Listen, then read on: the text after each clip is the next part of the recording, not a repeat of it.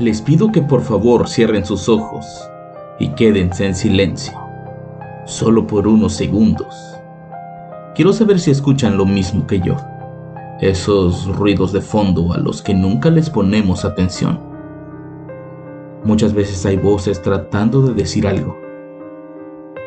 Si logran captar algo, avísenme en los comentarios. Bienvenidos una semana más a Radio Macabra, su programa favorito de la noche. En esta ocasión, les traemos una historia bastante interesante. Una historia que tiene que ver con algo de lo que poco se habla, pero que es de mucho respeto: el palo mayombe. ¿Qué harías si descubres que alguien está usando eso para hacerte daño? Les pido total respeto y discreción, pues lo que se cuenta aquí es solo la versión de un hombre que dice ser afectado. Sin embargo, no significa que todo sea igual para todos. El episodio de hoy se titula Venganza con palo mayombe y es traída para ustedes solo aquí, en Radio Macabra. Éxitos que te matarán de miedo. Espero que comiencen este nuevo mes con muchos sustos, pues nosotros estamos a punto de comenzar.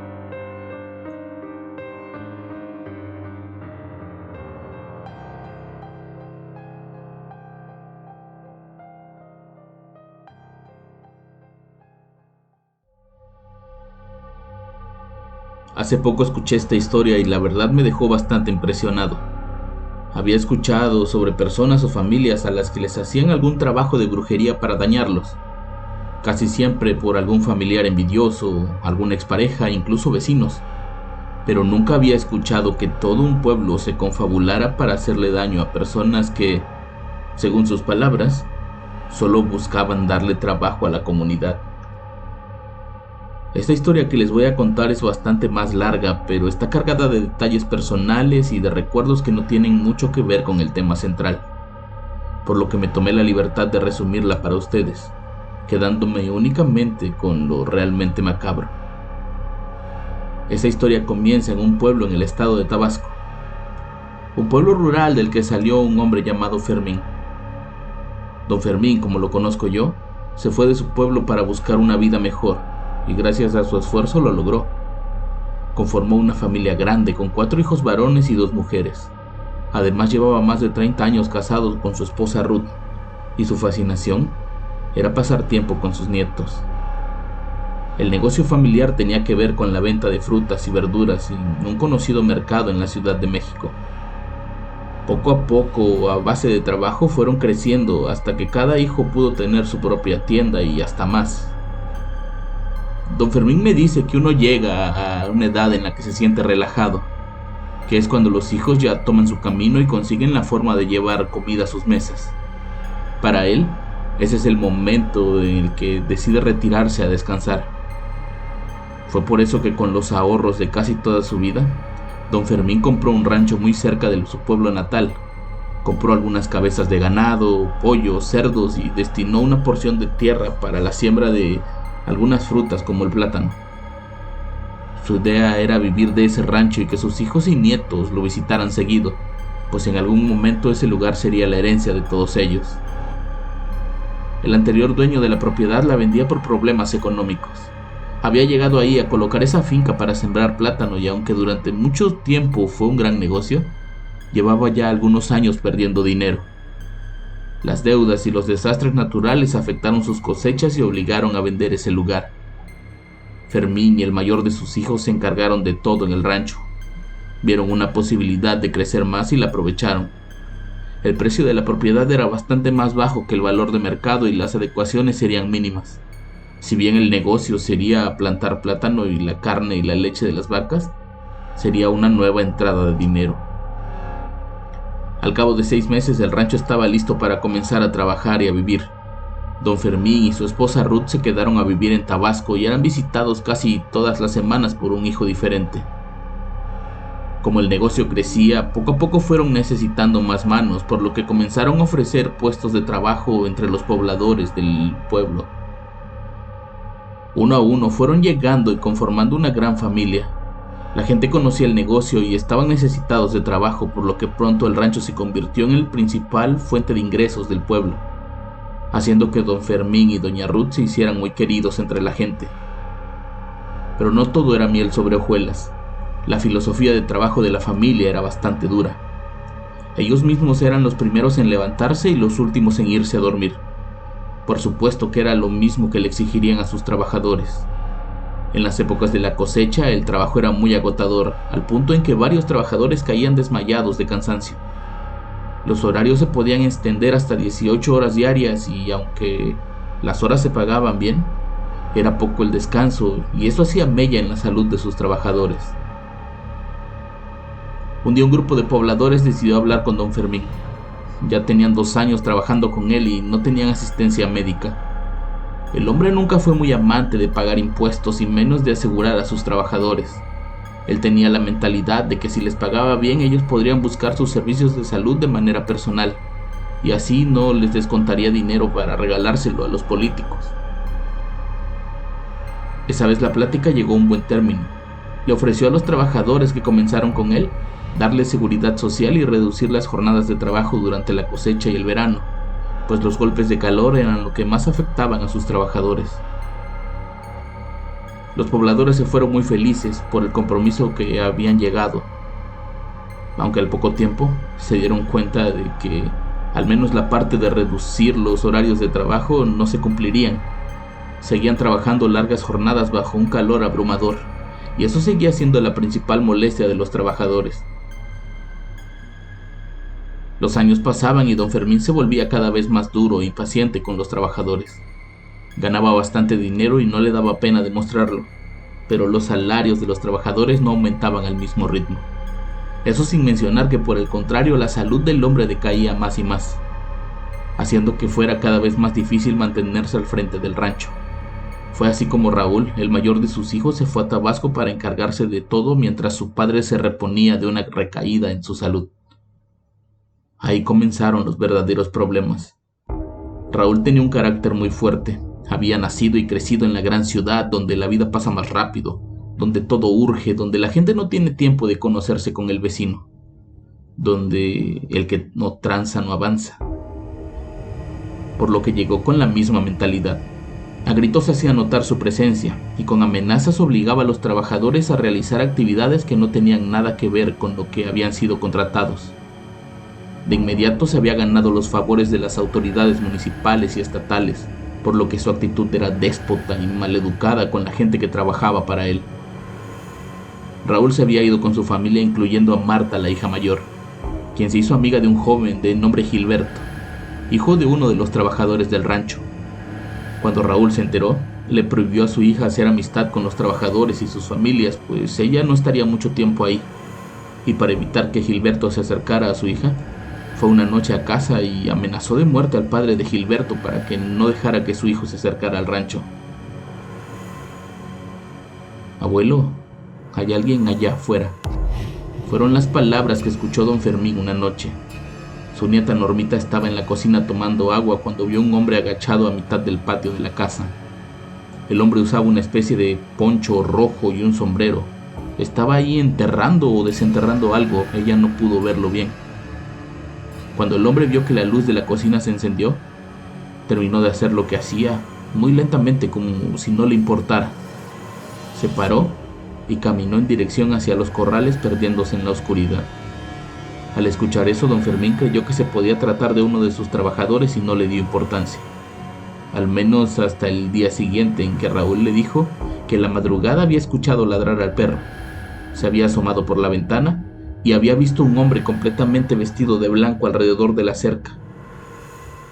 Al ver que lo veía desde la ventana, el hombre se alejó lentamente y también, igual que el hombre de rojo, se perdió en la oscuridad.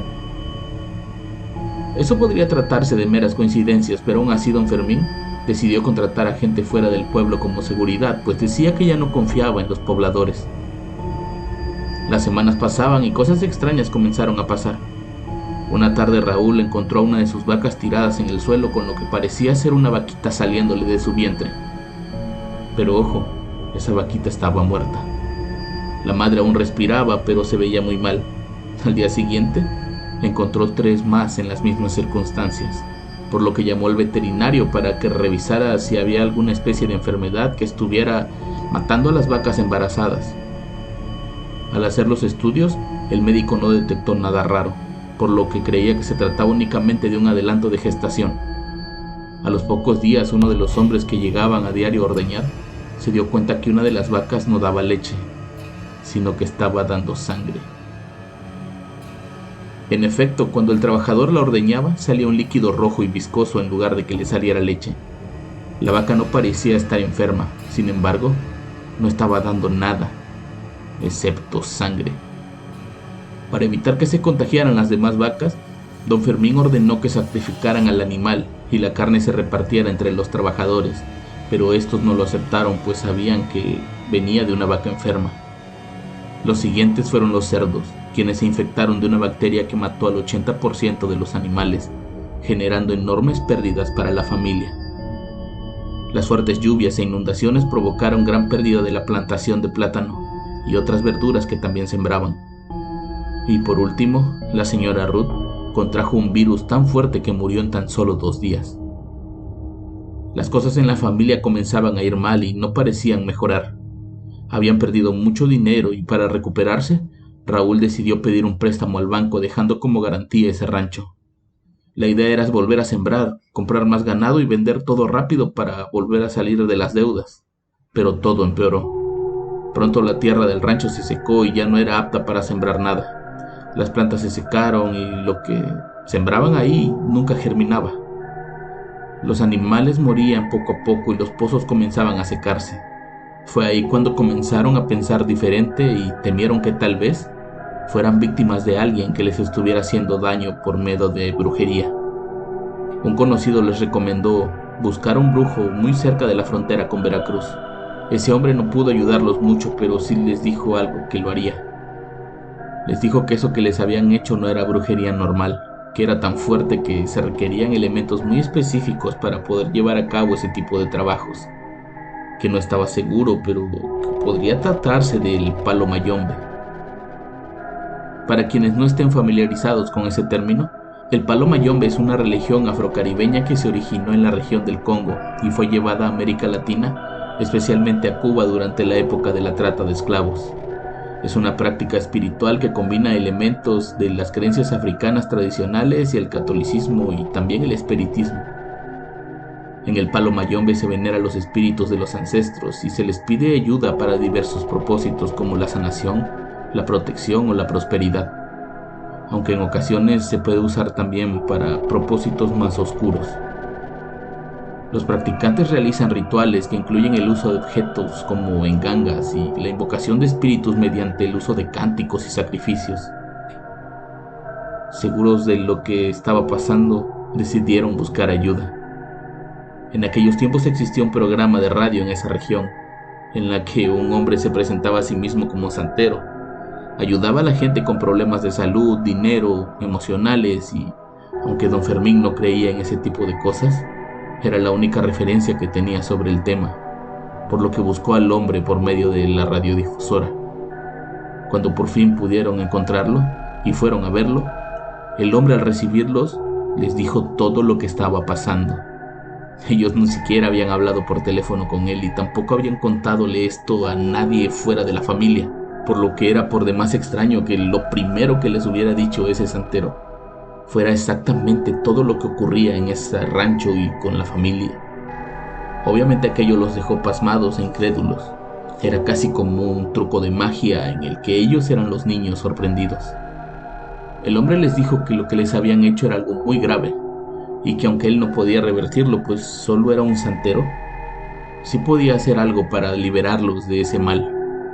Con el rancho tal vez ya no se podía hacer nada, pero con ellos sí.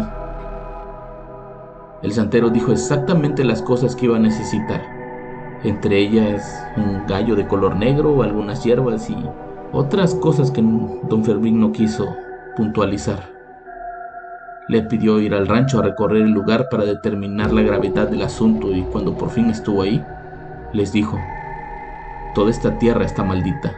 Para mí sería imposible encontrar dónde está la enganga, pero sí puedo purificarlos a ustedes. El hombre recorrió la casa y parte del rancho haciendo sus rituales y cánticos, invocando orishas y ofreciendo vida para esa familia. Cuando por fin terminó, les dio la clara instrucción de que tenían que vender el rancho y todo lo que habían acumulado con las ganancias del lugar, incluyendo autos, joyas, maquinaria. Antes de irse, les dijo que en un par de meses ellos sabrían de él. Pasó el tiempo y el santero se comunicó con Raúl para decirle que al día siguiente llegaría la respuesta que buscaban, y le recordó que tenían que deshacerse de todo. Al siguiente día, un hombre muy adinerado de Tabasco se presentó con Raúl y su padre para hacerles una oferta por el rancho y la tierra. Si bien la oferta no era la mejor, era bastante justa, por lo que aceptaron y por fin se decidieron de todo lo que estaba en ese lugar y lo que habían adquirido con las ganancias, excepto una motocicleta que Raúl había traído de la Ciudad de México, pues al no ser producto de las ganancias del rancho, pensaba que podía quedarse con ella. 2 semanas después, Raúl tuvo un accidente en la carretera. Había perdido el control de su motocicleta y terminó siendo arrollado por un tráiler, perdiendo la vida al instante. Don Fermín me cuenta que desde la muerte de Raúl, sus demás hijos no quisieron acercarse a Tabasco ni a él. Actuaban como si Don Fermín fuera el origen del mal que los acechaba. Tenían miedo de que por estar cerca de él, los negocios comenzaran a salir mal y eventualmente quedarse sin nada como su hermano, o peor aún, que le pudiera pasar algo a sus hijos o a sus esposas. No sabes lo difícil que es tener que estar lejos de tus hijos y tus nietos porque creen que una maldición pesa sobre ti, me dijo el hombre con los ojos cristalizados por las lágrimas. Cuando su hijo mayor murió, visitó por última vez al santero, quien le dijo que ese trabajo ya había cobrado una vida, que seguramente quienes le hicieron el trabajo irían a desenterrar al muerto al rancho, y le dijo una cosa: eso que te hicieron a ti, se lo hicieron al dueño antiguo, y también se lo harán al siguiente, pues es la forma en que ellos toman venganza por lo que consideran que son malos tratos o abusos en su contra.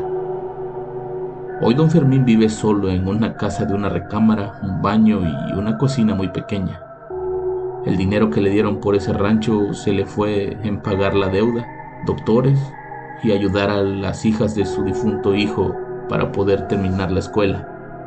Ahora vive únicamente con la ayuda que le da el gobierno y aunque sabe que ya no los podrá ver de cerca, sigue pidiendo a Dios para que le deje ver a sus hijos y a sus nietos por una última vez antes de morir.